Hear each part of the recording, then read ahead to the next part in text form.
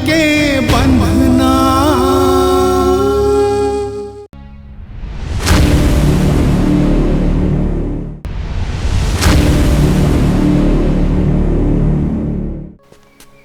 तै मोला यहाँ काबर बुलाए हस? मैं तोला कुछ दिखाना चाहत हूँ।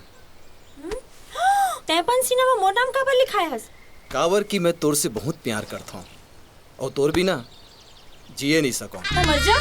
वैसे भी ये बात की पता मोर बाबूजी और भैया ला चल गए ना तो तोर जान ले ली। पूनम, प्यार करैया काखरो ले नहीं डर रहा है। अच्छा, डायलॉग मारथस। हीरो बनना है ना तो छत्तीसगढ़ी सिनेमा में चल दे।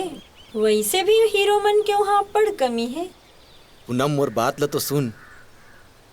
ऐसे का करूं तोर बर कि तोला मोर ऊपर यकीन आ जाए कि मैं तोर से अब्बड़ मया करता हूँ।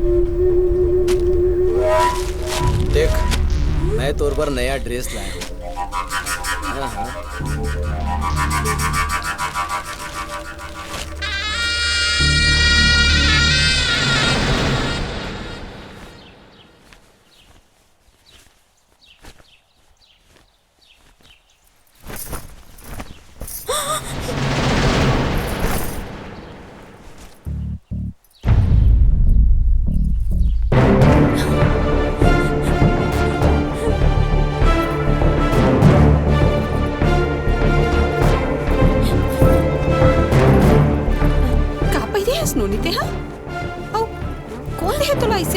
छोट छोट कपड़ा।